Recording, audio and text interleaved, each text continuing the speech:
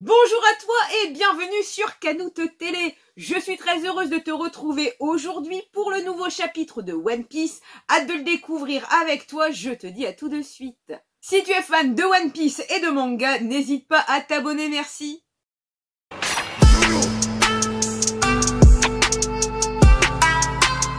Cette semaine, le chapitre 1093, Luffy versus Kizaru. Le chapitre reprend vraiment sur la fin du chapitre de la semaine dernière, c'est-à-dire Luffy tenant Kizaru comme une petite poupée dans sa main.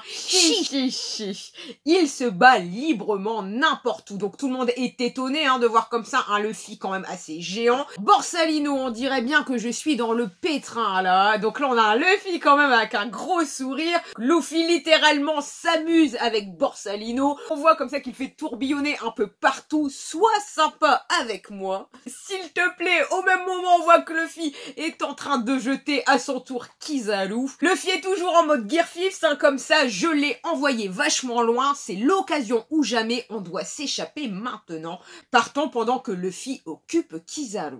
Chopper demande à Atlas « Où vas-tu ?» Je vais à l'étage inférieur pour reprendre le contrôle des pacifistes. Personne n'est supérieur aux Vegapunk dans la hiérarchie de commandement. Ceux qui contrôlent les pacifistes seront les vainqueurs. La page 3, Vegapunk attend Atlas, je viens aussi. Vous êtes la dernière personne qui devrait aller là-bas, vous pourriez perdre la vie. Mais en fait, ce qui interpelle Vegapunk, c'est Bonnie se trouve à l'étage inférieur. Franky raconte l'attaque de Kizaru sur Bonnie et limite il se fait disputer par Vegapunk.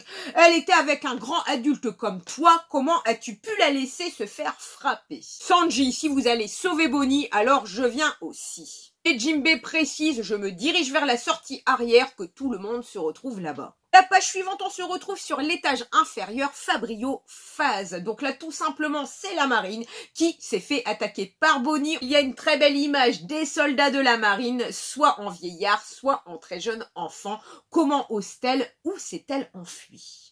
Ok, c'est donc à la page suivante où l'on apprend que Bonnie, en fait, quand elle est tombée du ciel, elle a été rattrapée par Sentomaru. C'est lui, en fait, qui l'a protégée. Bonnie, enfuis-toi, les marines arrivent. Une fois de plus, Sentomaru montre qu'il est droit dans ses bottes, que c'est quelqu'un sur qui on peut faire confiance. Malgré que Kuma ne soit pas là, je pense qu'il a tenu ses engagements d'amitié, de respect. Limite Sentomaru qui est prêt à se sacrifier aussi bien pour protéger donc Vegapunk et aussi bien Bonnie. La page suivante, là, on est sur le toit de Egghead. Zoro, tu te bats aussi. Ouh, donc là, on revient sur le combat de Zoro versus Lucci. Le discours des winners. Zoro, avec une puissance aussi faible, il n'y a aucune chance pour que je te laisse combattre mon capitaine. Tu as peut-être raison, dit Rob Lucci, et je pense que ça vaut la peine de tuer le second d'un empereur. Mais on est frustré car il n'y a pas la suite de ce combat. On revient comme ça sur la chute de Kizaru en plein air. Je vais tomber dans la mer. Et on dirait que Borsalino se relève un peu les manches et va reprendre bien sûr de l'altitude. La page suivante, l'amiral, on dirait, rassemble comme ça plein d'unités de lumière afin comme ça donc de les concentrer et de les rediriger vers le haut où il y a Luffy et où il y a Vegapunk. Justement, la page suivante, Luffy se demande quoi en regardant comme ça au loin, qu'est-ce qu'il se passe? On voit plein de ronds de lumière forcément qui se rapprochent de lui.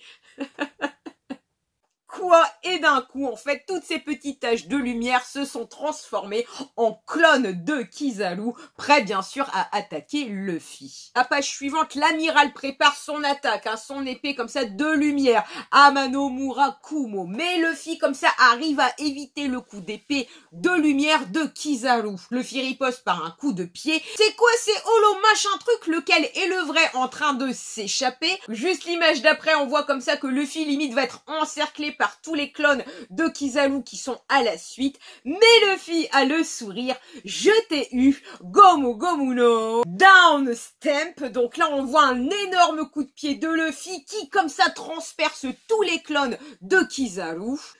Ah, donc Luffy se demande est-ce que j'ai touché le vrai, mais il se rend compte encore une fois de plus, quoi? Non, donc la page suivante, on voit que Kizaru a encore disparu. Là maintenant, il tient Usopp à la gorge. C'est étrange, où est passé Vegapunk? On découvre le petit vaisseau de Vegapunk qui ressemble un petit peu étrangement à un vaisseau de Star Wars. Tu excuseras, mais je n'ai pas du tout le nom du modèle du vaisseau de Star Wars, mais ça y ressemble un petit peu. Qu'est-ce qui s'est passé? Ton expression a changé. On découvre donc le Vegatank 8. Ne vous avisez pas de lever la main sur elle, Marine. On voit vraiment que Vegapunk a pour cœur de protéger Bonnie. Je viens te sauver, Bonnie. Je ne laisserai pas une jeune fille mourir sous ma surveillance. La page suivante, on a un Luffy comme ça, très expressif, très étonné. Papy tête de pomme, ne sors pas, tu vas te faire tuer. Pourquoi Luffy est étonné comme ça d'un coup? Est-ce qu'il arrive bien sûr à anticiper l'attaque de Kizaru? Juste l'image d'après, on a quand même Kizaru qui est quand même en train de charger, d'attaquer comme un rayon laser. Où vas-tu comme ça, Vegapunk? On voit quand même qu'il lance ce rayon laser. Heureusement, Luffy se met devant l'attaque. Comme ça, même en croix, se prend toute l'attaque de Kizaru de plein fouet. C'est chaud. On voit même la lumière qui sort aussi bien des yeux, des oreilles, même des trous de narines. Et dans la continuité de cette attaque, on voit que le Vegatank continue donc bien sûr de s'enfuir. Lilith Franky utilisait le Shogun pour transporter le navire. La page suivante, on revient sur la côte d'Egghead avec tous les bateaux de la marine. Alerte, le docteur Vegapunk vient de descendre d'un étage. En même temps, il y a le Vegatank qui descend bien donc des nuages. Avis aux pacifistes. Ceci est un ordre de changement de commande de la part de Vegapunk. On ressent toute la conviction de Atlas. Dégager tous les marines de l'île. On voit bien que les pacifistas ont entendu cette commande.